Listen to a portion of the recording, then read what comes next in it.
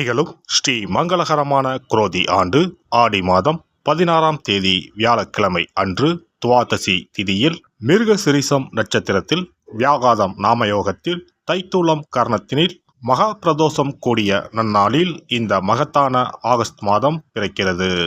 இம்மாத கிரகநிலை என பார்த்தால் ரிஷபராசியில் குரு பகவானும் செவ்வாய் பகவானும், கடகராசியில் சூரிய பகவானும் புதன் பகவானும், சிம்ம ராசியில் சுக்கிர பகவானும், கன்னிராசியில் கேது பகவானும் உள்ளனர். கும்பராசியில் சனி பகவான் வக்ர நிலையில் உள்ளார். மீனராசியில் ராகு பகவான் சஞ்சாரம் செய்கின்றார். இம்மாத கிரக பெயர்ச்சி என எடுத்துக்கொண்டால் ஆகஸ்ட் மாதம் 1ஆம் தேதியே சுக்கிர பகவானின் பெயர்ச்சி சிம்மத்தில் நடைபெறுகிறது. ஆகஸ்ட் 17ஆம் தேதி சூரிய பகவான் சிம்ம ராசிக்கு பெயர்ச்சியாகின்றார். ஆகஸ்ட் மாதம் 26ஆம் தேதி செவ்வாய் பகவான் மிதுன ராசிக்கு பெயர்ச்சியாகின்றார். ஆகஸ்ட் மாதம் 26ஆம் தேதி சுக்கிர பகவான் கன்னி ராசிக்கு பெயர்ச்சியாகின்றார். இம்மாதம் 31ஆம் தேதி புதன் பகவான் சிம்மத்திற்கு பெயர்ச்சியாகின்றார். இந்த கிரகங்களின் சஞ்சாரம் மற்றும் இடப்பெயர்ச்சியால் உங்கள் ராசிக்கு இம்மாதம் என்னென்ன பலன்கள் கிடைக்கப் போகின்றது என்பதனையும், அசுப பலன்கள் ஏற்படுமாயின் ராசிக்காரர்கள் செய்ய வேண்டிய பரிகாரம் என்ன, வழிபட வேண்டிய தெய்வம் யார் என்பதனையும் காண்போம். உங்கள் வாழ்வில் வளமும் நலமும் செல்வ செழிப்பும் பெற்று வாழ்வில் உயரிய நிலையை அடைய எல்லாம் வல்ல எம்பெருமானை வேண்டி விரும்பி கேட்டுக்கொள்கிறேன். கும்பராசி அன்பர்களே, இந்த மாதம் சுபகாரியங்களில் கலந்து கொள்ள நேரலாம். பணவரவு நன்றாக இருக்கும். இழுபறியாக இருந்தவை சாதகமாக முடியக்கூடும். தேவையற்ற கவலைகள் நீங்கும். உங்களை பற்றி விமர்சனம் செய்து வந்தவர்கள் அதனை விட்டுவிடுவார்கள். வழக்குகளில் இருந்து வந்த தேக்க நிலை மாறும். எதிர்காலத்திற்கு தேவையான பணிகளை திட்டமிடுவீர்கள். தொழில் வியாபாரத்தில் இருந்த போட்டிகள் விலகும். கடன் பிரச்சனைகள் தீரும். ஆர்டர் பிடிப்பதில் இருந்த கஷ்டங்கள் குறையும். உத்தியோகத்தில் இருப்பவர்கள் எளிதாக பணிகளை செய்து முடிப்பார்கள். மேல் அதிகாரிகளின் ஒத்துழைப்பு கிடைக்கும். பாதியில் நின்ற வீடு கட்டும் பணியை மீண்டும் தொடங்குவீர்கள். சிலர் புதிய வீட்டிற்கு குடிபுகுவார்கள். கணவன் மனைவிக்கு இடையில் திடீரென்று கருத்து வேற்றுமை உண்டாகலாம். கவனம் தேவை. பிள்ளைகள் கல்வியில் முன்னேற்றம் அடைய தேவையான உதவிகளை செய்வீர்கள். வழக்குகளில் நல்ல தீர்ப்பு வரும். பெண்களை பொறுத்தவரை மற்றவர்களிடம் கவனமாக பேசுவது கருத்து வேற்றுமை வராமல் தடுக்கும். வீண் அலைச்சல் குறையும்.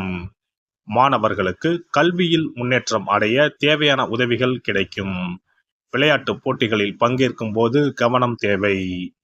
கலைத்துறையினருக்கு புதிய மாற்றம் உருவாகும். அரசாங்க அனுகூலம் ஏற்படும். வாகனங்களை உபயோகப்படுத்தும் போது மிகவும் கவனம் தேவை. வெளியூர் வெளிநாடு செல்ல வேண்டி இருக்கும். அரசியல் துறையினரை பொறுத்தவரை பணப்புழக்கம் அதிகரிக்கும். எடுத்த காரியம் அனைத்தும் வெற்றிகரமாக முடியும். மதிப்பு மரியாதை சிறப்படையும். செல்வாக்கு ஓங்கும். நட்பு வட்டாரத்தில் குதூகலம் ஏற்படும். நட்சத்திர பலன்கள். அவிட்டம் நட்சத்திரம். இந்த மாதம் பிரிந்து சென்ற தம்பதியினர் ஒன்று சேர்வார்கள். குடும்ப தேவைகளை பூர்த்தி செய்யும் வகையில் வருவாய் உண்டு. மருத்துவ தொழில் புரிவோருக்கு அதிக வருவாய் தரும் மாதம் இதுவாகும். சோதனைகள் எல்லாம் வெற்றியாக மாறும். சதயம் நட்சத்திரம்.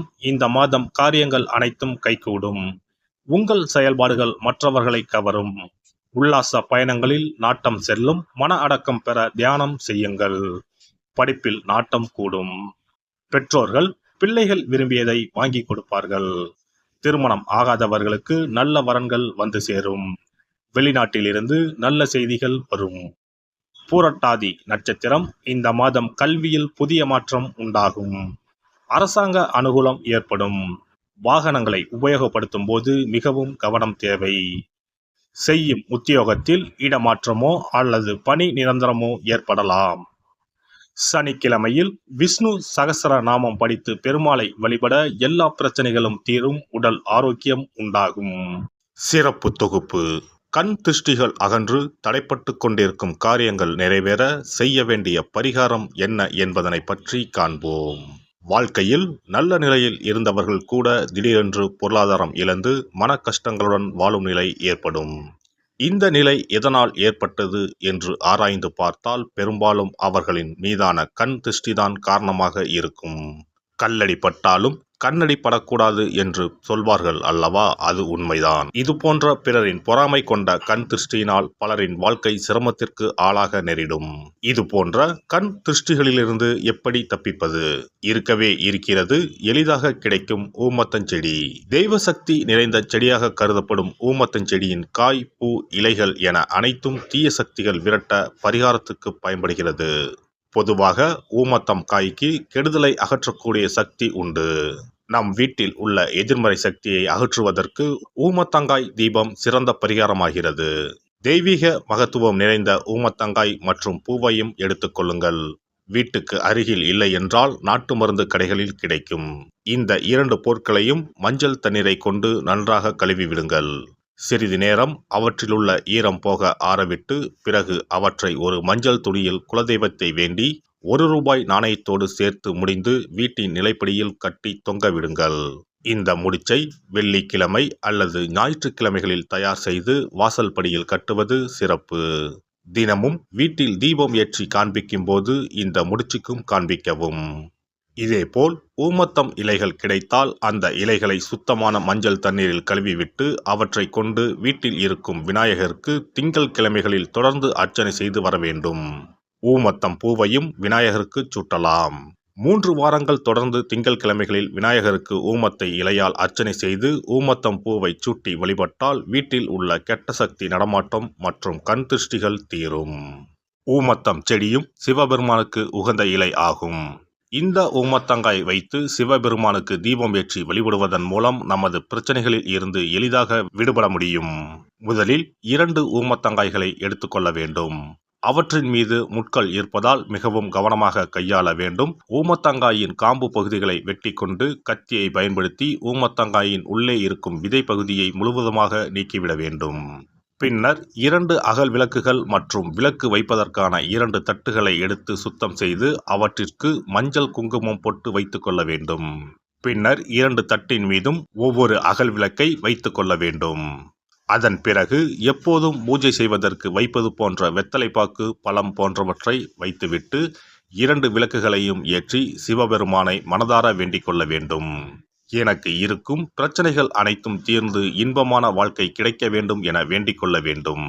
இந்த பூஜையை வெள்ளிக்கிழமை அன்று தொடங்கினால் தொடர்ந்து 9 வெள்ளிக்கிழமைகள் செய்ய வேண்டும். ஊமத்தங்காயின் மீது எவ்வாறு முட்கள் இருக்கிறதோ அதுபோல நமது வாழ்க்கையில் இருக்கும் முட்கள் போன்ற பிரச்சனைகளை அவை தீர்த்து வைக்கின்றன.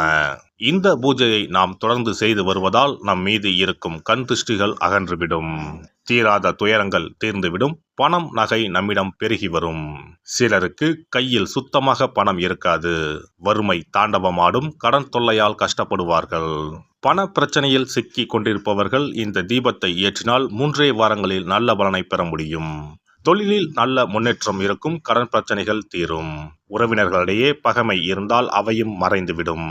நோய்வாய் உள்ளவர்கள் இந்த தீபத்தை ஏற்றுவதன் மூலம் நல்ல பலனை பெற முடியும்.